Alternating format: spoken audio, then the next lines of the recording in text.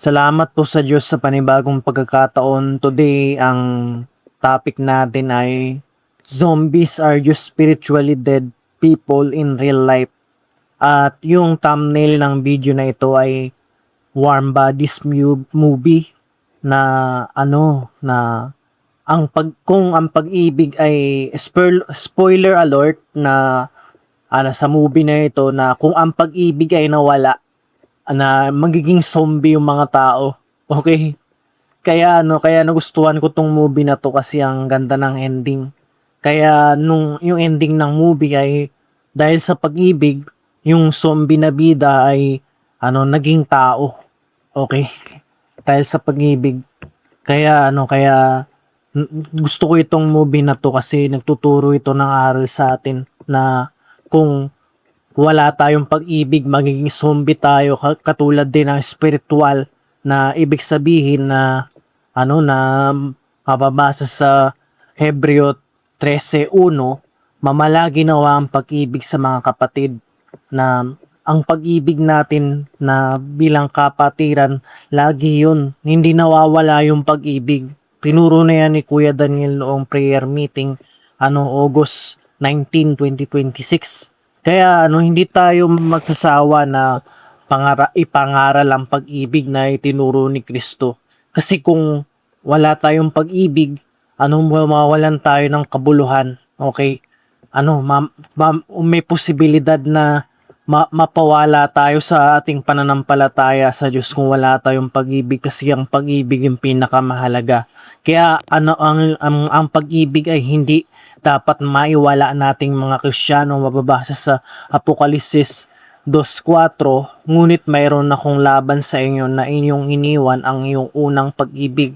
Dahil sa katampalasanan na nangyayari sa panahon natin, may lindol, bagyo, mga sakit, mga salot, pati ng mga iba't ibang kasamaan ng tao, magnanakaw, mga rapist o kaya mga taong may masasamang espiritu, kasi gumagawa sila ng masama. Hindi na nila iniibig yung kapwa nila.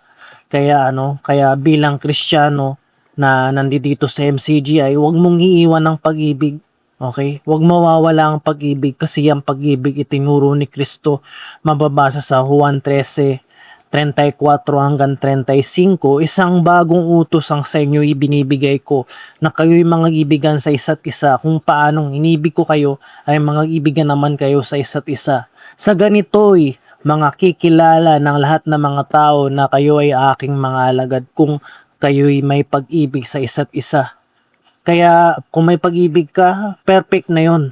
Kasi ang taong perfect, hindi na natitisod kasi alam niya yung kahulugan ng pag-ibig. Kaya ang pag-ibig ay hindi nagkukulang kailanman. Kung may pag-ibig ka, sakdal ka. Mababasa sa Kolosas 3:4, sa ibabaw ng lahat ng mga bagay ay magbihis kayo ng pag-ibig na siyang tali ng kasakdalan. Mape-perfect natin mga kapatid, magiging sakdal tayo kung may pag-ibig tayo na tinuro ng Diyos. Kasi bilang tao, nagkakasala tayo mga brothers eh. Kaya kaya wag mawawala yung pag-ibig natin sa kapwa kung nagkasala yung kapatid sa iyo. Dahil sa pag-ibig, patatawarin mo siya. Ganon din kapag nagkasala ka rin sa sarili mo, sa kapatid mo, humihingi ka ng tawad, nagpapakumbaba ka dahil ginagawa mo yung utos ni Kristo na pag-ibig. Kasi ang pag-ibig hindi nagpapalalo eh. Palalo kasi yun kapag di natin inaamin yung kasalanan natin, dahil nga tinuturo tayo ni Kristo ng pagpapakumbabaan, na yun, kasama na ang pag-ibig doon. Kaya itong bagay na sa video na ito ay alam kong masyado malayo sa Kristiyano. Bakit ba, Bro April, pinagkukumpara mo yung zombie sa pagiging Kristiyano? Hindi naman totoo ang zombie. Actually, ang tinuturo ko ay mga bagay na spiritual, kaya hindi ako naintindihan ng mga tao, kaya mga bagay na spiritual. Kaya para maunawaan mo, itinuro naman ni Kristo ng mga bagay na literal dito sa sanlibutan, ay naghahalimbawa siya, na para maintindihan natin, inahalimbawa ni Kristo yung mga bagay sa sanlibutan para may pangaral niya yung mga bagay na nasa langit. mababasa sa Juan 6:63, ang espiritu nga ang ang espiritu nga ang bumubuhay sa laman ay walang anumang pinapakinabangan. Ang mga salitang isinalita ko ay pawang espiritu at pawang buhay. To be merong context itong sinabi ni Kristo na ito, kasi may talinhaga na sinabi si Kristo na na bagay ng espiritual na hindi naintindihan ng mga apostol, kasi ang nila, akala nila tungkol lang sa mga bagay dito sa sanlibutan. Kaya itinuro ni Kristo yung pawang espiritu, kaya para maunawaan ng mga apostol yung tinuro ni Kristo, yung mga bagay na espiritu na nasa langit. Okay, kaya ganito. May mga relihiyon na patay, okay, hindi sa Diyos. Kaya yung mga taong sumasamba sa mga maling relihiyon sa Diyos na hindi tunay na Diyos ay patay. Okay? Kaya ang ganito, may 7 espiritu na isinugo sa buong lupa para mangaral. Yun ay si Kristo. Mababasa sa Apokalipsis 5:6, at nakita ko sa gitna ng luklukan na ng 4 na nilalang na buhay sa gitna ng matatanda, ang isang koldero na, nakatayo na wari ay pinatay, na may 7 sungay at 7 mata, na siyang 7 espiritu ng Diyos na isinugo sa lupa. Isinugo sa lupa ang 7 espiritu na koldero, ayun ay si Kristo para mangaral sa sanlibutan, para ikontra yung mga masasamang espiritu dito sa sanlibutan. Kasi may nangyari kasi na na sa ebanghelyo ni Kristo, may 7 espiritu na masasama na sumapi kay Maria Magdalena. Mababasa sa Lucas 8:1-2, at mangyayari pagkatapos ng kaunting panahon na siya ay naglalakad sa mga bayan at mga nayon na ipinangaran at dinadala ang mabubuting balita ng kaharian ng Diyos, at kasama niya ang 12. At ang ilang babae na pinagaling sa masamang espiritu at sa mga sakit, si Maria na tinawag na Magdalena, na sa kanya ay 7 espiritu na nagsilabas para makontra ni Kristo yung 7 espiritu na masama na kay Magdalena. Ay may 7 espiritu doon si Kristo na mabubuti. Okay, may espiritu ng masama at may espiritu na mabubuti. 7. Kaya kapag may taong sinasapian ng demonyo, marahil gumawa siya ng masama, o kaya kapatid na siya ganun, may gumagawa ng masama, pinapasukan siya ng masamang espiritu, 7. Okay? Kaya pasama ng pasama yung tao na yun. Kaya dapat magkaroon tayo ng espiritu ni Kristo na sa ating katawan, na kaya para makontra natin yung mga masasamang espiritu, nandiyan si Kristo, susugo niya ang kanyang espiritu. Mababasa sa Efeso 4:5, may isang katawan at isang espiritu, gaya naman ng pagkatawag sa inyo sa isang pag-asa ng pagkatawag sa inyo, isang Panginoon, isang pananampalataya, isang bautismo. At ito yung isang espiritu na dapat mamalagi sa atin, yung isang espiritu ni Kristo. Kasi ganito si Kristo yung bumubuhay sa katawan, at ang katawan yung iglesia. Okay, yung may mga maling iglesia at may tunay na iglesia. Kaya mamaya ko na lang sasabihin kung yung tinutukoy na iglesia na tunay. Tapusin mo muna ang video na ito, kasi aanyayahan ko kayong manood ng mass indoctrination at 24/7 live stream ng MCGI. Bali malalaman nyo, magmasid ka lang sa paligid kung kung maghanap ka ng turo ng mga iba't ibang relihiyon, magkumpara-kumpara ka lang. Isama mo na rin kami na taga MCGI, na kung mali ba o tama yung tinuturo namin, galing ba sa Diyos. Okay? Kasi ganito, may mga ibang relihiyon, halos lahat, okay, may espiritu na patay. Okay? kasi hindi sila gumagawa ng mabuti, mababasa sa Santiago 2:26, sapagkat kung paano ang katawan na walang espiritu ay patay, gayon din ang pananampalataya na hiwalay sa gawa ay patay. Kaya yung katawan, yung iglesia na walang espiritu ay patay. Kaya yung mga relihiyon na ito, wala silang gawa. Okay? Yung pananampalataya nila hiwalay sa gawa. Ibig sabihin yung gawa nila masama, pero patay sila. Okay? Pag once na ang tao na lulong sa kasari-saring kasamaan, yung espiritu niya patay. Okay? Yung relihiyon din ng taong iyon ay patay. Kaya mababasa sa Kawikaan 29:16, ang tao na gumagala sa labas ng daan ng kaunawaan ay magpapahinga sa kapisanan ng mga patay. Lahat ng iglesia na walang salita ng Diyos o espiritu ng Diyos na si Kristo ay patay.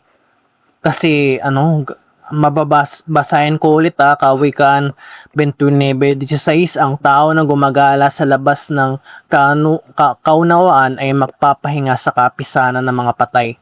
Mga patay talaga, okay? Parang zombie na rin bilang spiritual na paghahalimbawa sa inyo. Hindi literal na zombie na nangangagat, kundi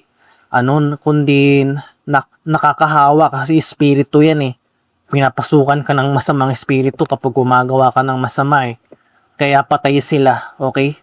Kaya dito sa programa ni Brother Eli na ang dating daan, parang nire-reprise ni Brother Eli yung kanyang sinabi na ang tao na gumagala sa labas ng daan ng kaunawaan ay magpapahinga sa kapisanan ng mga patay sa Kawikaan 21:16. Nung nire-rephrase ni Brad Eli na ang tao na gumagala sa labas ng ang dating daan ay magpapahinga sa kapisanan ng mga patay. Sa labas ng ang dating daan kasi yung iglesia daan yan eh. Ang dating daan eh. Okay? Kaya yung programa ni Brad Eli, ang dating daan, tinuturo ni Brad Eli kung sino ba talaga ang tunay na Kristo. Kaya may espiritu din ni Kristo na nagtuturo sa iglesia. Okay? Kaya ganito, tayong mga nasa iglesia, tinatahan tayo ni Kristo, na espiritu ni Kristo. Mababasa sa Roma 8:9, dadapwat kayo'y wala sa laman kundi nasa espiritu, kung gayo'y tumitira sa inyo ang espiritu ng Diyos, dadapwat kung sino may walang espiritu ni Kristo, siya'y hindi sa kanya. Kaya yung mga iglesia na wala kay Kristo, hindi talaga kay Kristo yun. Okay. I'm sorry to say this. Sana huwag kayong ma-offend mga kapatid. Di ko naman sinasabi na mabait ako. Siyempre kapatid, nagkakasala rin ako. Pinipigilan ko rin yung mga nasa ng laman ko, kaya buong pagpapakumbaba kung maliban kung hindi tinuro ni Brad Ellis sa akin, hindi ko naman din maiintindihan. Bali ganito ang iglesia na may espiritu ni Kristo. Okay? Yun yung yung MCG ay pero mamaya ko na lang babangkitin. Kailangan ko munang tapusin yung paliwanag ko kasi hindi nyo yung maintindihan, okay? Kung binigla-bigla ko na lang kayo, okay? Okay, mababasa sa Juan 4:73, sinagot si Jesus at sinabi sa kanya, kung sino man ay umiibig sa akin ay kanyang tutuparin ang aking salita, at siya iibigin ng aking Ama, at kami papa sa kanya, at siya gagawin naming tahanan. Ang espiritu ni Kristo tumatahan sa iglesia, at ang iglesia binubuo ng mga tao, at ang mga tao na yun ay sumasampalataya kay Kristo, para ginagawa ni Kristo na tahanan yung mga taong nasa iglesia. Kaya na-encounter mo yung mga kung nasa iglesia ka, may encounter mo yung may espiritu ni Kristo, at espiritu para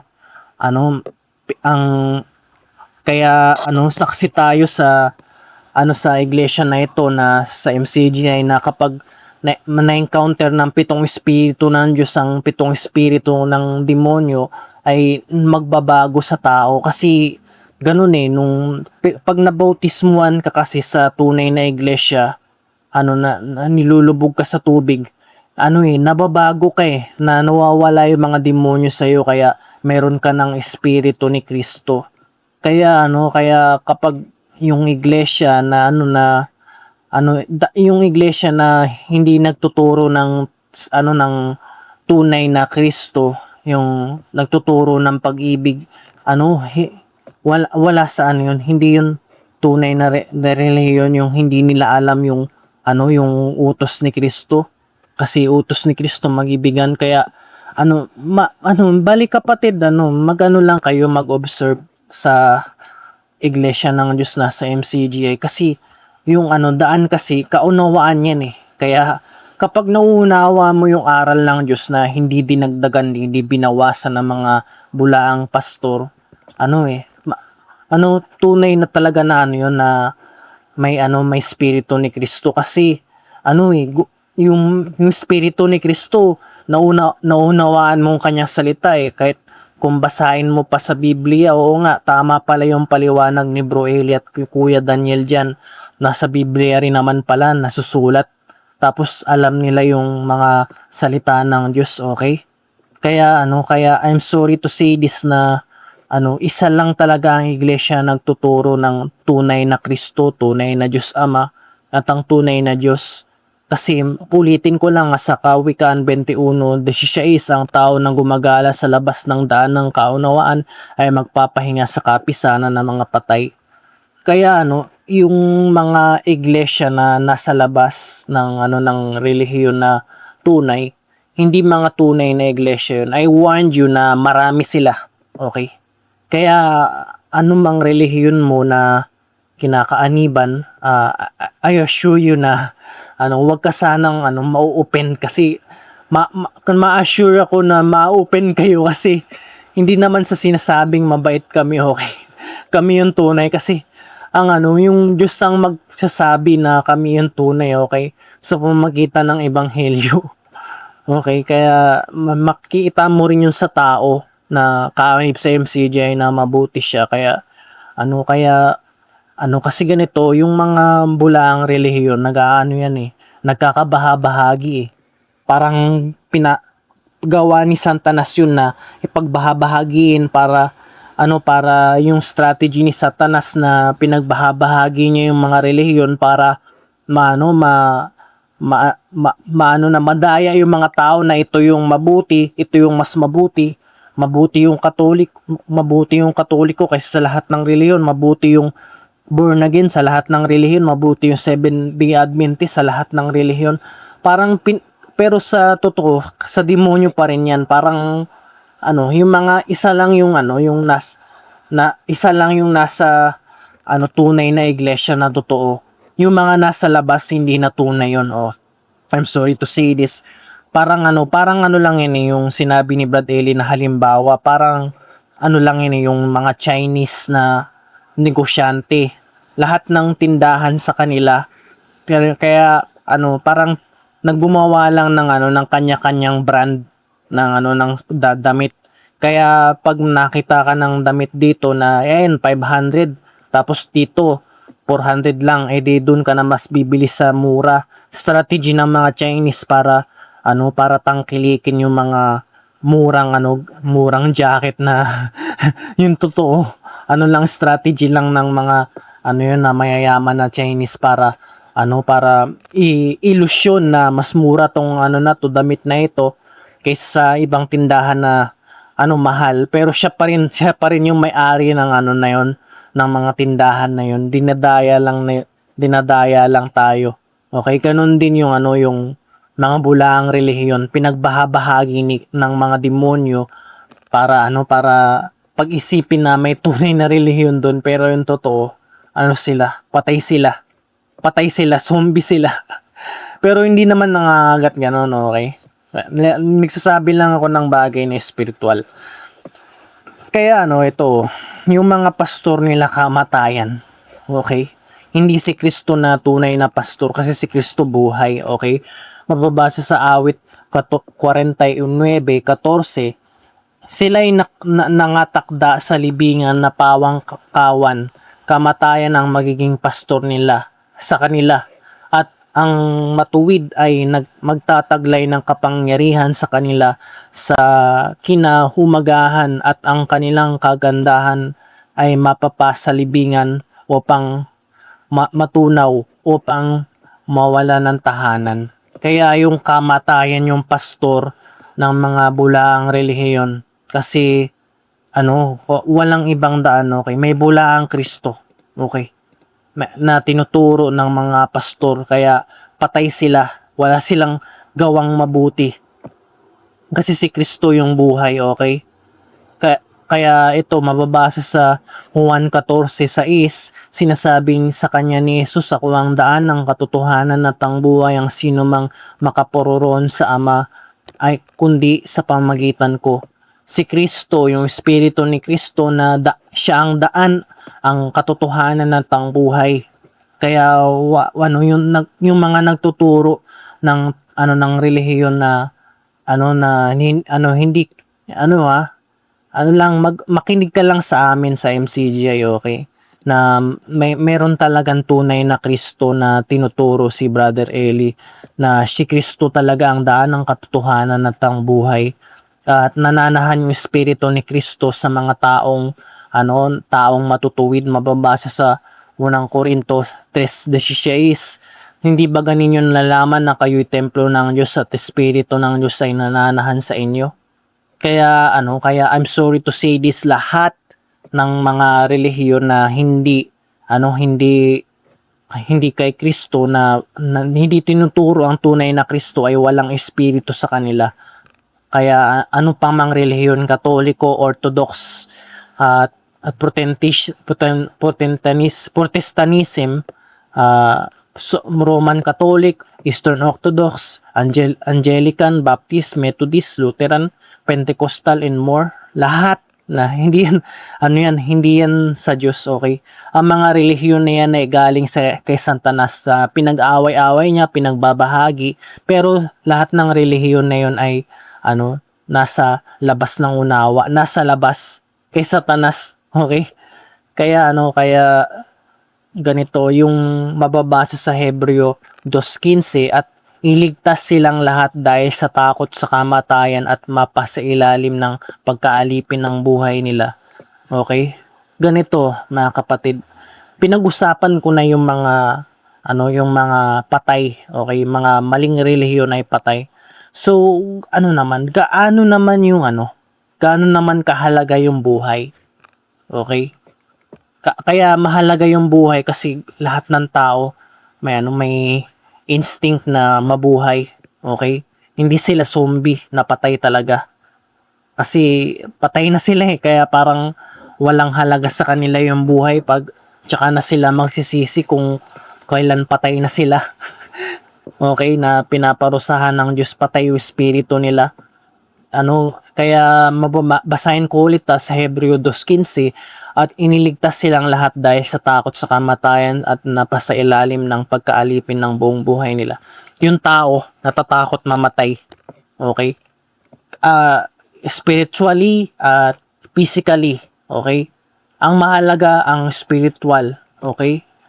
Kaya may mga tao na buhay siya tapos gumagawa ng masama, tapos nung namatay siya physically, doon na lang niya na-realize na ganun pala kahalaga yung buhay na espiritu. Kasi ganito, lahat tayo mamamatay, Kaya natatakot siya dahil nga nabubuhay ang tao, natatakot siya mamatay kahit gaano pa kahirap. Kaya alam natin tayo'y umiiral, alam natin tayo'y mamamatay. May awareness tayo na tayo'y may buhay. Okay? Sa tingin mo, yung robot, alam ba niya na may buhay siya? Hindi niya alam. Okay? Hindi. Kaya kaya yung robot kasi, yung AI, hindi niya alam na na may buhay siya, kaya hindi rin siya aware na na may buhay siya, at okay lang sa kanya mamatay. Pero tayo mga tao, na-realize natin gaano kahalaga yung buhay, kasi lahat ng tao gustong mabuhay kahit na nahihirapan. Kaya tayo may kamatayan para ma-realize natin na mahalaga ang buhay. Okay? Parang yung isda, hindi nila alam gaano kahalaga yung tubig kasi hindi nila alam na nasa tubig sila. Tapos nung inalis na sila sa tubig, doon na nila nare-realize na kailangan pala nila ng tubig. Ganun din yung tao. Malalaman niya kung gaano kahalaga ang buhay kapag patay na siya. Okay? Yun yung yung talinhaga ni Kristo na mababasa sa Lucas 16:20 hanggang 25. At ang isang pulubi na ngalay Lazaro lipos ng mga sugat at inilagay sa kanyang pintuan at naghahangad na mapakain ng mga mumo na nangahulog sa dulang ng mayaman. Oo, at lumapit pati ang mga aso at hinihimura ng kanyang mga sugat at nangyari na matay ang pulubi na siya'y dinala ng anghel sa sinapupunan ni Abraham at namatay naman ng mayaman at minilibing. At sa Hades na nasa mga pagdurusa ay itiningin niya ang kanyang mga mata at natanaw na malayo si Abraham at si Lazaro ay sa kanyang sinapupunan. Siya'y sumisigaw at sinabi, "Amang Abraham, maawa ka sa amin, suguin mo si Lazaro upang itubog niya ang tubig ng dulo ng kanyang daliri at palamigin ang aking dila sapagkat naghihirap ako sa alab na ito." Dadapat sinagot ni Abraham, "Anak, alalahanin mo na ikaw ay tumanggap ng mabubuting bagay sa iyong pamumuhay at si Lazaro ay sa ganun din ay masamang bagay kaya ngayon inaaliw siya rin at ikaw ay nasa kahirapan." At bukod pa lahat ng dito ay may isang lalaking bangin na nakalagay sa inyo at tumawid ang upang mga mag-ibig na tumawid ay dini ay hanggang sa inyo ay hindi maari at ngayon din walang makatawid mula dyan hanggang sa amin. At sinabi niya, "Pinamamanghi ko nga sa inyo, Ama, na suguin siya sa bahay sa bahay ng aking ama upang ako'y may 5 kapatid na lalaki upang sa kanya'y patutuhanan niya pati siya ay nagaparito sa dakong ito at ito ang ng pagdurusa." Dadapat sinabi ni Abraham, nasa kanila si Moises ang mga propeta, bayaan sila'y pakinggan nila. At sinabi niya, hindi lamang si Abraham datapat kung isa mula sa mga patayin makaparoon sa kanila at sila'y magsisi. Itong talinhaga na ito, nalaman ng mayaman na kung kailan na siya namatay, doon na siya nagsisisi. Okay? Ibig sabihin, kaya niya pinapapunta yung mga kapatid niya na i-warning yung mga bagay na mangyayari sa kanya na dapat makinig sila sa mga propeta para sila'y maligtas. Kaso huli na nalaman niya na yung na mahalaga ang buhay kasi namatay na siya, hindi na siya pwedeng makaparoon pa sa lupa na tinitirhan ng kanyang mga kapatid. Gusto niya sanang i-warning kaso wala na, patay na siya. Ibig sabihin nagsisisi na siya, dapat nung buhay pa siya gumawa na siya ng mabuti. Kaya ganun kasi may nangangaral sa huling panahon. Kaya ganun at saka panahon ng yung si Lazaro pati yung mayaman. May nangangaral na mga propeta, pababasa sa Lucas 16:21. At sinabi niya sa kanya, kung di nila pinakinggan si Moises at ang mga ibang propeta ay hindi rin mga hihikayat sila kahit isang magbangon sa mga patay. Kaya ganun, kaya gusto niya yung mahikayat na maligtas yung mga kapatid niya pero wala na patay na siya Kaya ganito, na-realize ni Brother Eli sa kanyang pangangaral na kaya pala ang Diyos nilagyan ng tao ng kamatayan para ma-realize natin na mahalaga ang buhay. Kasi kung sa tingin mo kung mahaba buhay mo, hindi ka namamatay, papahalagahan mo ba ang buhay mo? Syempre hindi. Kaya tayo pinaranas ng kamatayan para malaman natin na ganun para ma-realize natin gaano pala kahalaga yung buhay. Okay? Kaya ganito kasi kahit nga yung mga mangangaral umaasa kahit na nahihirapan, gusto pa niyang mabuhay. Kahit si Brad Eli nahihirapan sa pangaral, di makatulog. Pagod na, ganun. May mga dalang kapaghatian, gusto pa rin ni Brad Eli na mabuhay. Kaso, nagawa niya na lahat, okay? Na pinagpahinga na siya ng Diyos. Ganun din yung kalagayan ni Pablo. Mababasa sa Hebreo 13:18. Idalangin niyo kami sapagkat kami naniniwalang lubos na kami ay may mabuting budhi na nagnanasang mabuhay na marangal sa lahat ng mga bagay. Ninanasa ni Pablo na mabuhay ng marangal. Pero hindi komportable yung buhay ni Pablo kasi pinag-uusig siya sa gitna ng kanyang pangangaral na naghahanap buhay siya at na gusto niyang mabuhay ng mga marangal kaso inahadlangan siya. Kaya mababasa sa unang Kalawang Korinto 11:26, sa mga paglalakbay ay madalas sa mga kapangyarihan sa ilog, sa mga kapangyarihan sa mga tulisan, sa mga kapanamiban sa aking kababayan, sa mga kapaniban sa mga hintil, sa mga kapanigban sa bayan at sa mga kapanibigan sa ilang, sa mga kapanibigan sa dagat, sa mga kapanganiban sa gitna ng bulaang kapatid. Ang buhay ni Pablo ay hindi komportable. Pero gusto pa rin niyang mabuhay. Okay?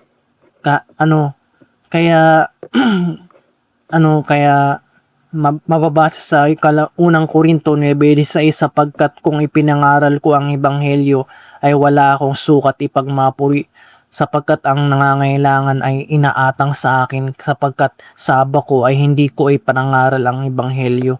Kaya meron siyang pangangailangan na inaatang. Tungkulin talaga ni Pablo na mangaral, kaso dahil nga sa nangangaral siya, nahihirapan siya.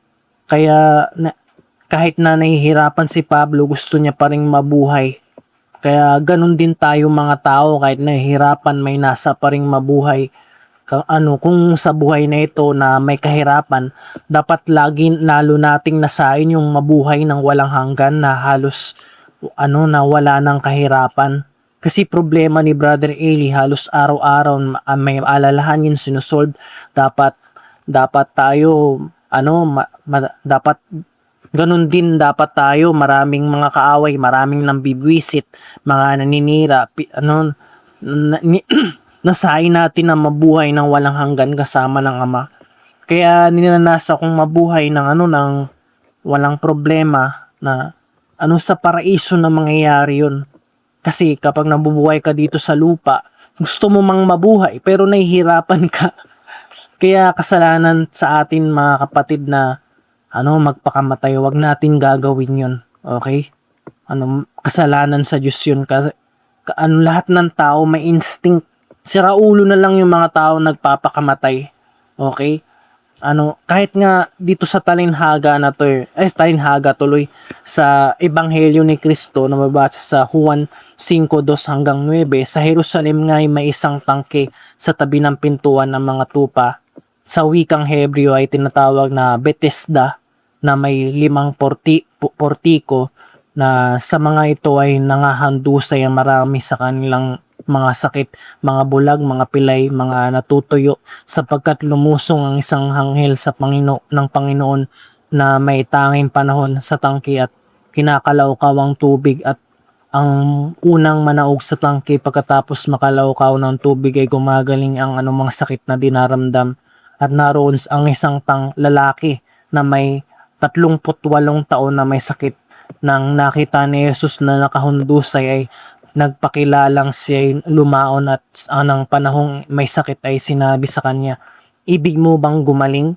At sumagot sa kanyang lalaking may sakit, "Ginoo, wala akong taong makalusong sa akin sa tangke at kumalawkaw sa tubig dadapwat, samantalang ako'y narurunay nakalusong muna ang mga iba pang bago. Lusong muna ang iba bago ako." At sinabi sa kanya ni Jesus, "Magtindig ka, buhatin mo ang iyong higaan at lumakad ka." At pagkadakay, gumaling ang lalaki at binuhat ang kanyang higaan at lumakad. Noon ngay araw ng Sabat. Ito ang tinulungan ni Kristo yung taong may sakit na 30 nga yun, na may sakit siya na dinadamdam. Kaya gumaling yung lalaking na yun sa pamamagitan ni Kristo. Kasi kahit na nahihirapan ng taong na yun na may sakit, 38 taon na may sakit. Di biro mo, 38 taon may sakit. Tapos nung pinagaling ni Kristo, na gumin tsaka na guminhawa. Kaya kaya magpasalamat tayo kung gumaling tayo sa sakit mga kapatid Pinagaling tayo ni Kristo noon Kaya kahit pa kapatid pa yan nasa MCGI, ninanasa niya pa rin mabuhay. Katulad ni Brad Sunny. Ninanasa niya pa rin mabuhay kahit may sakit. Instinct na talaga ng tao na yun na ganon. Kaya kahit na ganun may kapighatian, sandali lang naman yun Di mo ba alam? Sandali lang naman yun kumpara sa buhay na walang hanggan. Kuya rin nabuhay ka ng 90, 80, 70. Saglit lang yun Kumpara sa kung gumawa ka ng mabuti, mapapaano ka pa mapupunta ka pa sa paraiso saglit lang yun. Kaya kunti lang ang pagtitiis natin dito sa sanlibutan. Kaya mababasa sa unang Korinto 4:17 sapagkat ang aming magaang kapighatian na sa isang sandali lamang